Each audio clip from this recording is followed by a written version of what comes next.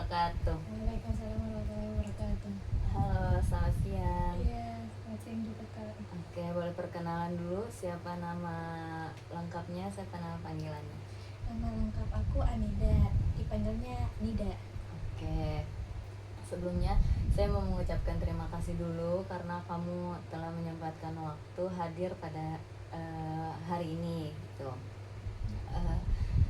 Sebelumnya saya mau pastikan dulu kalau kamu di sini merasa aman, merasa nyaman gitu. Nanti apapun yang kamu ceritakan sifatnya rahasia. Saya tidak akan menyampaikannya ke siapapun kecuali atas izin kamu. Dan juga kecuali kalau memang ada hal yang menyangkut keselamatan kamu gitu.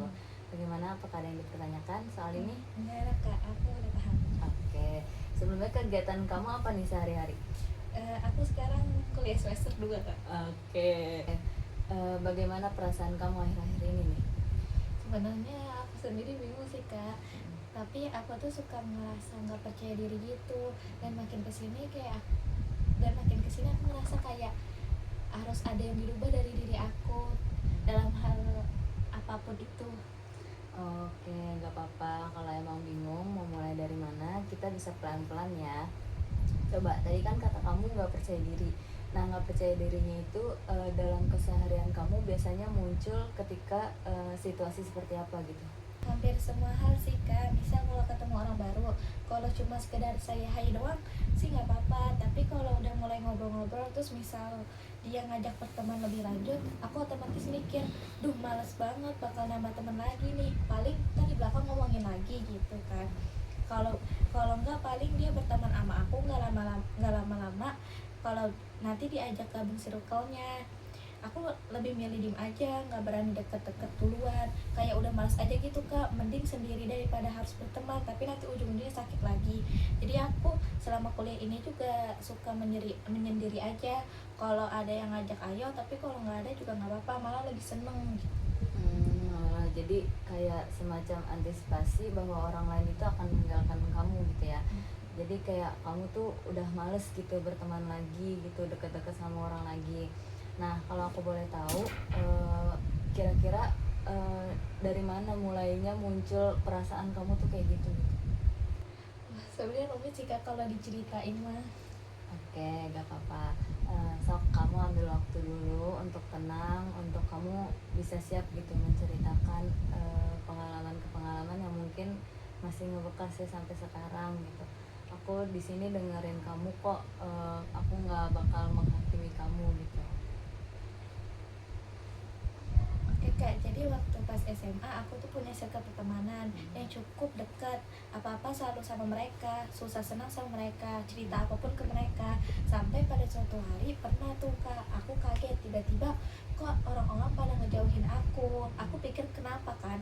Nah ternyata circleku ini nyebarin cerita jelekku ke orang-orang, yang padahal aku sendiri nggak ngerasa kalau aku kayak gitu. Jadi kayak difitnah gitu Kak. Nah dari situ teman-temanku mungkin jadi mandang aku tuh kayak gimana gitu Kak. Aku juga jadi banyak overthinking ke teman-teman kelas aku.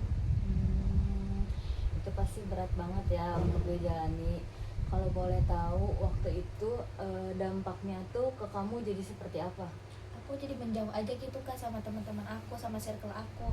Aku jadi pendiam di kelas karena aku overthinking pasti orang-orang udah anggap aku jahat, seperti yang diceritakan sama circleku, padahal aku sendiri nggak tahu, aku nggak ngerasa pernah kayak gitu. Kalau boleh tahu waktu itu emang difitnah apa? Mereka bilang ke orang-orang kalau aku suka ngejulitin orang-orang, padahal justru menurutku mah mereka yang suka kayak gitu. Di circle mereka suka ngomongin orang, di circle mereka tuh suka ngomongin orang-orang, tapi aku diam, aku nggak pernah ikut campur, aku cukup dengerin aja. Kenapa malah aku yang difitnah?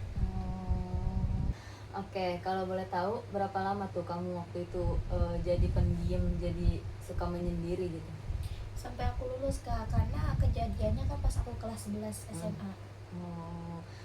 Jadi sendirian di tengah orang-orang yang dekat dengan kamu, kedengarannya itu pengalaman yang sangat menyakitkan ya buat kamu gitu.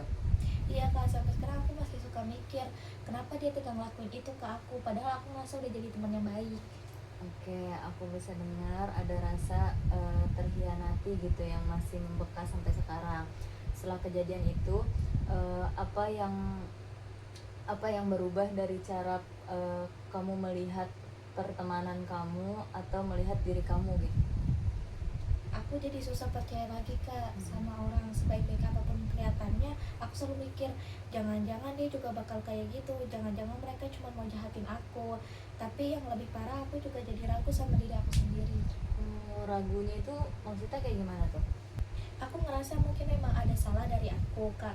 Kayak kalau nggak ada salah dari aku, kenapa mereka semua segampang itu percaya sama cerita bohong dari circle aku dan ninggalin aku. Oke. Jadi kejadian itu bukan cuma bikin kamu kehilangan kepercayaan sama orang lain, tapi mulai mempertanyakan nilai diri kamu sendiri, seolah-olah yang terjadi waktu itu adalah bukti bahwa ada yang kurang gitu dari diri kamu, kayak gitu. Iya, persis kayak gitu kak. Dan itu ke bawah terus sampai sekarang. Susah banget buat aku ngerasa pantas dipercaya, aku pantas untuk percaya diri. Oke, terima kasih sudah mau cerita sejauh ini.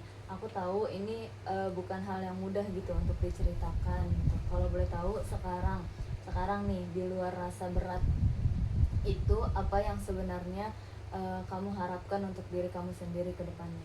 Aku pengen bisa percaya lagi kak, baik itu percaya sama orang maupun percaya sama diri aku sendiri. Aku capek terus-terusan curiga dan ngerasa gak cukup baik. Apalagi kan sekarang aku udah lulus SMA dan udah berubah lingkungannya, tapi aku masih tetap terus curiga ke siapapun. Aku masih terus overthinking mau ketemu siapapun itu. Oke, itu harapan yang sangat jujur buat kamu. Dari semua yang kamu ceritakan hari ini, aku ngelihat ada pengalaman yang dihianati di masa lalu yang masih sangat mempengaruhi cara kamu melihat diri sendiri dan orang lain sampai sekarang. Ini bukan sesuatu yang salah pada diri kamu. Ini adalah cara kamu bertahan dari pengalaman yang menyakitkan. Nanti di pertemuan berikutnya kita akan coba telusuri bareng-bareng ya. Kita coba telusuri pelan-pelan supaya kamu bisa mulai memisahkan antara pengalaman waktu itu dengan siapa diri kamu yang sebenarnya sekarang. Nah, bagaimana perasaan kamu sekarang setelah cerita nih hari ini? Lebih lega sih kak, aku baru sadar selama ini aku belum pernah cerita sedetail ini ke siapapun itu. Oke, aku menghargai kepercayaan yang kamu berikan hari ini. Itu langkah yang besar. Kalau begitu kita cukupkan untuk pertemuan hari ini. Nanti kita apa? Nanti kita jadwalkan lagi untuk pertemuan berikutnya. Untuk hari ini apa? Ada yang mau diceritain lagi? Itu cukup kak. Oke, terima kasih ya untuk waktunya. Nanti kita ketemu lagi. Kamu sehat selalu dan jangan lupa semangat. Oke. Terima kasih kak. Assalamualaikum warahmatullahi wabarakatuh. Waalaikumsalam.